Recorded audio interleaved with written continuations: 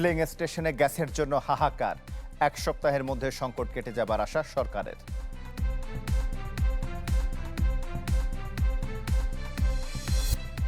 বহু আশা জাগিয়ে চীনা অর্থনৈতিক অঞ্চল নির্মাণ শুরু, 1 লাখেরও বেশি কর্মসংস্থানের সম্ভাবনা।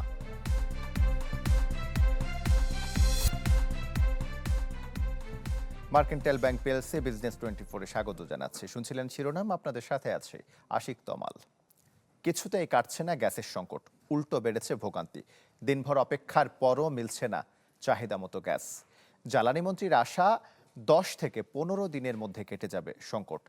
এরই মধ্যে শুরু হয়েছে ক্ষতিগ্রস্ত এলএনজি টার্মিনাল মেরামতের কাজ। ফিলিং স্টেশনে যানবাহনের দীর্ঘ লাইন এখন নিত্যদিনের চিত্র। অপেক্ষায় থাকতে হচ্ছে ঘন্টার পর ঘন্টা, তবুও মিলছে না গ্যাস। এই সংকটে বেশি ভোগান্তিতে সিএনজি চালকরা। টিপ কমে গেছে, এটা তো আর মালিক বুঝবো না। মালিকের এক কথায় চালাইলে চালাও, না চালাইলে সাবিত হয়ে যাবো। যেদিন দেখুন যে আমি গ্যাস পাবো না, মানে আমার নজলের গোড়ায় গেছি, বলছে যে লাইনে গ্যাস নাই, ওই দিন মনে করেন যে জমা উঠাইতে কষ্ট হয়ে যাবে। গ্যাস সংকটের একই চিত্র রাজধানীর সব ফিলিং স্টেশনে। যেসব পাম্পে কিছুটা সরবরাহ আছে, সেখানেও পর্যাপ্ত চাপ না থাকায় চাহিদা মতো গ্যাস পাচ্ছেন না গ্রাহকরা। এত কম বারে গ্যাসের মেশিন চালাতে গিয়ে ইতিমধ্যে আমাদের কম্প্রেসারের প্রবলেম হয়েছে, এখন আমাদের কম্প্রেসারই বন্ধ। এই অবস্থায় বেশি বিপাকে পড়েছে গ্যাস চালিত যানবাহন। ক্ষতি পুষিয়ে নিতে বাড়তি ভাড়া নিচ্ছেন চালকরা। 6 দিন ধরে ঝামেলা চলতে আছে। সেদিন 400 টাকার গ্যাস লইছি, হাওয়া ঢোকে, গ্যাস ভালো প্রেসার পায় না। তো গ্যাসের জন্য ভাড়া মারতে পারতেছি না, তো যাই 2-4টা মারতে পারতেছি, এই জন্য আমরা বাড়তি ভাড়া নিতেছি আর কি, কিছু করার। জ্বালানি মন্ত্রীর আশা 10 থেকে 15 দিনের মধ্যে গ্যাস সরবরাহ স্বাভাবিক হবে। Accident is accident, and this FSRY in the middle of the sea, it will take another 10 days, 15 days to come back in operation. Then where the life for the gas will be a little bit easy. LNG নিয়ে আরও 2টি cargo দেশে এসেছে, জানিয়ে মন্ত্রী বলেন terminal ক্ষতিগ্রস্ত হওয়ায় এখনই গ্যাস খালাস করা যাচ্ছে না। So we are working on. Shafi Mahmud Sagar, channel 24, Dhaka.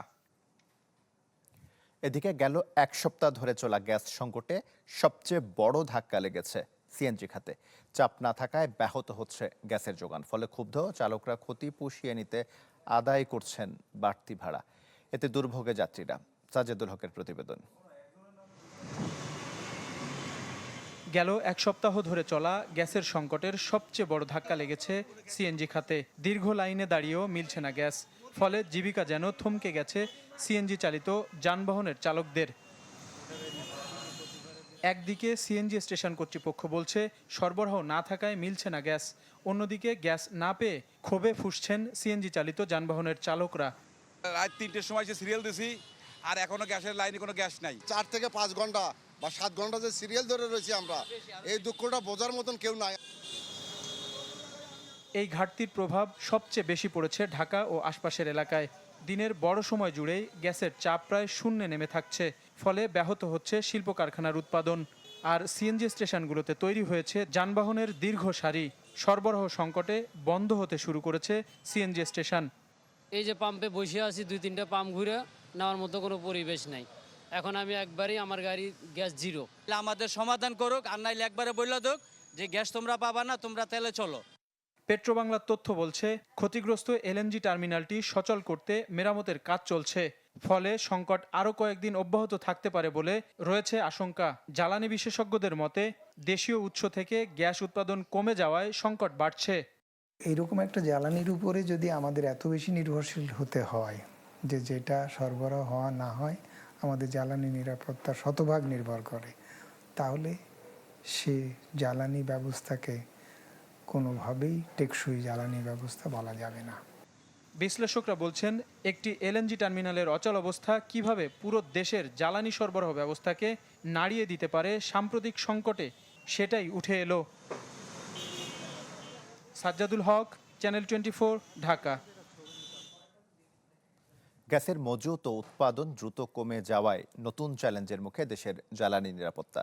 চাহিদা মেটাতে ভরসা এলএনজি আমদানিতে, যাতে বাড়ছে সরকারের ভর্তুকি, চাপ বাড়ছে বৈদেশিক মুদ্রায়।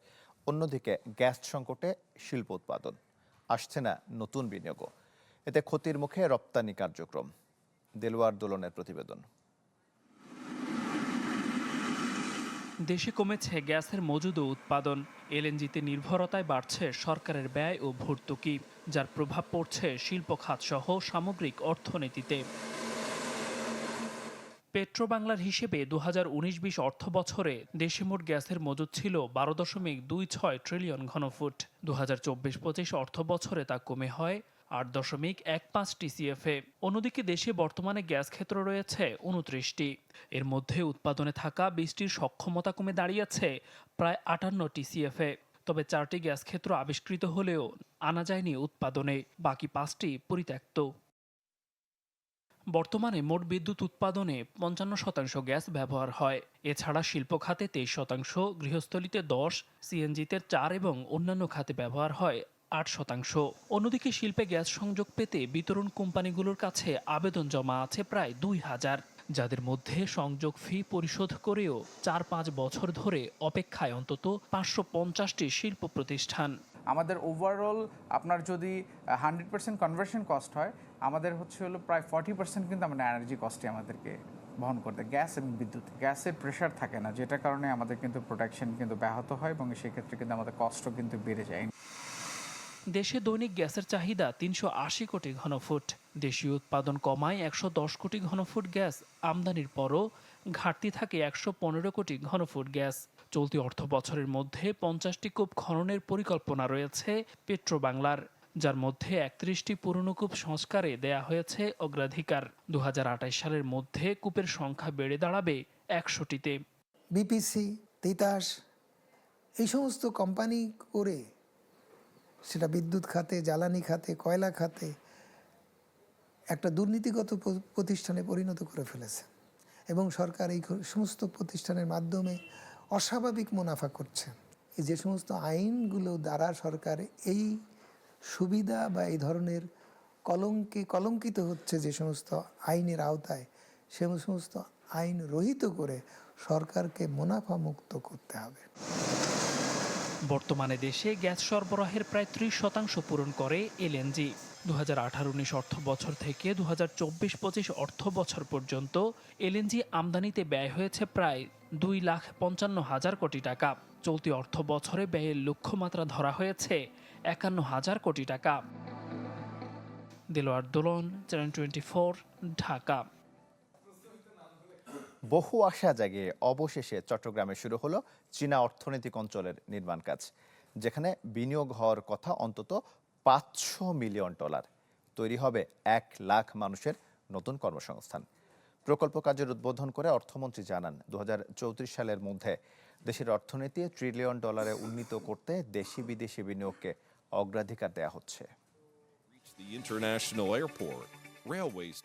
চট্টগ্রামে কর্ণফুলী নদীর দক্ষিণ পাড়ে চায়না অর্থনৈতিক অঞ্চল প্রতিষ্ঠার প্রক্রিয়া শুরু হয় 2014 সালে। এর 2 বছর পর জমি অধিগ্রহণ হলেও ইজারা চুক্তি না হওয়া সহ নানা জটিলতায় আটকে যায় সব কাজ। তবে সম্প্রতি প্রধানমন্ত্রী তারেক রহমানের চীন সফরে খুলে যায় বন্ধ দুয়ার। গতি পায় আনোয়ারার বটতলী, বেলজুরি, হাজীগাঁও ও বৈরাগ মৌজায় 783 একর জায়গায় এই বিশেষ অর্থনৈতিক অঞ্চল প্রতিষ্ঠার সমস্ত প্রক্রিয়া, যার আনুষ্ঠানিক নির্মাণ কাজের সূচনা হয় সোমবার। প্রাথমিকভাবে অঞ্চলটিতে $500 মিলিয়ন প্রত্যক্ষ বিদেশি বিনিয়োগ আসবে, যা পর্যায়ক্রমে বেড়ে দাঁড়াতে পারে $2 থেকে $3 বিলিয়ন। কর্মসংস্থান হবে 1 লাখ মানুষের। কেননা এখানকার সবচেয়ে বড় সুবিধা বন্দর এবং সহজ যোগাযোগ ছাড়াও সস্তা শ্রম। This big journey, a milestone for the economy, a better future for the Bangladesh.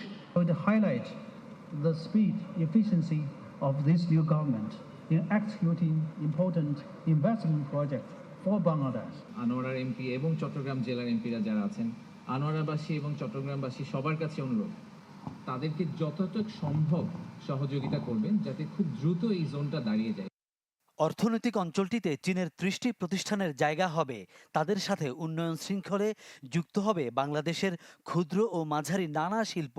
Modern and smart and vibrant economic zone in Bangladesh starting from Chattogram. আইন শৃঙ্খলা পরিস্থিতির উন্নয়ন ছাড়া বিনিয়োগ হয় না এবং বিনিয়োগের নিরাপত্তা ছাড়া আমরা অগ্রগতি করতে পারবো না। সুতরাং একটা আরেকটার সাথে অঙ্গাঙ্গিভাবে জড়িত। আমরা যে $1 ট্রিলিয়ন ইকোনমিক কথা বলছি 2034-এ, সেখানে যেতে হলে আমাদেরকে বিনিয়োগ ছাড়া এবং মোস্টলি প্রাইভেট বিনিয়োগ, প্রাইভেট সেক্টর বিনিয়োগ, বিদেশি বিনিয়োগ, দেশি বিনিয়োগ, যার মাধ্যমে বাংলাদেশের অর্থনীতি এগিয়ে যাবে। 2031 সালের মধ্যে নির্মাণ কাজ শেষের কথা রয়েছে এই চায়না অর্থনৈতিক অঞ্চলের। দেশে আরও বৈদেশিক অর্থনৈতিক অঞ্চল থাকলেও চট্টগ্রামে প্রথমবারের মতো হতে যাচ্ছে এই চীনা অর্থনৈতিক অঞ্চল। উদ্যোগের 1 যুগ পর যার নির্মাণ কাজ শুরু হলো, যা নতুন করে আশার আলো জ্বেলেছে চীন বাংলাদেশ মৈত্রী এবং উন্নয়ন বিনিয়োগ বাণিজ্যে। ফখরুল ইসলাম, চ্যানেল 24, আনোয়ারা, চট্টগ্রাম। বাংলাদেশ ব্যাংকের নির্দেশনা অনুযায়ী আর্থিক সংকটে পড়লেও যেসব ঋণ গ্রহীতার ব্যবসা চালিয়ে যাওয়ার সক্ষমতা রয়েছে, তারা ঋণের মূল অর্থ এককালীন পরিশোধ করে দায় নিষ্পত্তির সুযোগ পাবে। সুযোগ দেয়া হয়েছে সুদ মওকুফেরও। এক্ষেত্রে শিথিল করা হয়েছে বেশ কিছু শর্ত, যাকে পুরনো বোতলে নতুন সুধা হিসেবে আখ্যায়িত করেছেন অর্থনীতিবিদরা। মরিয়ম আজিজ মৌরিনের রিপোর্ট। ব্যবসার নামে ঋণ নিয়ে তা ফেরত দেয়া ব্যবসায়ীদের মাঝে আজও অনুপস্থিত। নচ্ছয়ের কারণে জনগণের কষ্টার্জিত অর্থ হারিয়ে যায় সিস্টেমের মারপ্যাচে, আর ব্যাংকগুলোতে জমতে থাকে পাহাড় সম খেলাপি ঋণ। বাংলাদেশ ব্যাংকের তথ্য বলছে 2026 সালের মার্চ পর্যন্ত খেলাপি ঋণের পরিমাণ 6.25 লাখ কোটি টাকা, যা বিতরণ করা ঋণের 32.26%। বিগত সরকারের অনিয়ম, দুর্নীতি আর নামে বেনামে ঋণ জালিয়াতির কারণে খেলাপি ঋণের এমন পরিণতি। খেলাপি ঋণ আদায়ে দফায় দফায় পুনঃতফসিল ও বিশেষ ছাড় দেয়া হলেও সুশাসনের অভাব এবং রাজনৈতিক সদিচ্ছার ঘাটতিতে কোনো কার্যকর ফল আসেনি। সেই দেখানো পথেই হাঁটছে কেন্দ্রীয় ব্যাংক। নতুন নির্দেশনা, চলতি বছরের জুন পর্যন্ত যেসব ঋণ মন্দ বা ক্ষতিজনক মানে শ্রেণীকৃত রয়েছে, সেগুলোর বকেয়া এককালীন পরিশোধ করে দায়মুক্ত হওয়ার সুযোগ পাবে ব্যবসায়ীরা। সাথে সুদ মওকুফের ক্ষেত্রে শিথিল করা হয়েছে বেশ কিছু শর্ত। বাংলাদেশ ব্যাংক প্রায়শই কিছু পলিসি নেয়, মনে হয়েছে শুধুমাত্র বড় বড় কর্পোরেটদের স্বার্থেই এই পলিসিগুলি নেওয়া, কিন্তু আপনি যখন টোটাল ব্যাংকিং সেক্টরটা চিত্র দেখেন যে টোটাল ঋণের কত পার্সেন্ট কর্পোরেটদের হাতে, দেখবেন যে সিগনিফিক্যান্ট অ্যামাউন্ট তাদের হাতেই। অতএব তারা যদি খারাপ হয়ে যায়, টোটাল ব্যাংকিং সেক্টরই তো নেতিবাচক প্রভাব পড়ে। এই খবরে ব্যবসায়ীরা খুশি হলেও অর্থনীতিবিদদের কণ্ঠে গভীর উদ্বেগ। পুরনো বোতলে নতুন সুধায় তারা চিন্তিত। তাই এক্সিট সুবিধা পাওয়া ব্যবসায়ীদের রাখতে হবে কঠোর মনিটরিংয়ে, না হলে যে যায় লঙ্কায় সে হয় রাবণ, এমনভাবে পুরনো ক্ষত ফিরে আসার শঙ্কা রয়েছে। অনেক বলার পরে অনেক দিন আমাদের এটা দাবি ছিল যে একটা সেফ এক্সিট পলিসি দেওয়ার জন্য। কারণ একটা ইন্ডাস্ট্রি যখন বন্ধ হয়ে যায়, একটা মালিক তার সর্বস্ব কিন্তু হারায়, সব বিক্রি করে নিয়ে ব্যাংকে দিয়েও ব্যাংক থেকে নিস্তার পায় না। তো সেই জায়গায় বাংলাদেশ ব্যাংক যে উদ্যোগটা নিয়েছে, এটাকে আমরা সাধুবাদ জানাই। এই যে সুশাসনের যে ব্যাপারটা, যেটার অনেক বড় ধরনের ব্যত্যয়ের কারণেই আজকে আমাদের 1/3 ঋণ, এটা ঋণ খেলাপি হয়ে গেছে। এটা যাতে সামনের দিকে না হয়, ব্যাংকের সাথে সংশ্লিষ্ট সব প্রতিষ্ঠানের জবাবদিহিতা এবং তাদের কাজ করার যে স্বাধীনতা, এই দুটোই আমাদেরকে নিশ্চিত করতে হবে। পুরো প্রক্রিয়া নির্ভর করছে শতভাগ স্বচ্ছতা ও ব্যাংকগুলোর কঠোর তদারকির ওপর। Mariam Aziz Maurin, channel 24, Dhaka. Mercantile Bank PLC business 24 এই ছিল এখনকার মতো। এতক্ষণ সাথে থাকার জন্য ধন্যবাদ সবাইকে।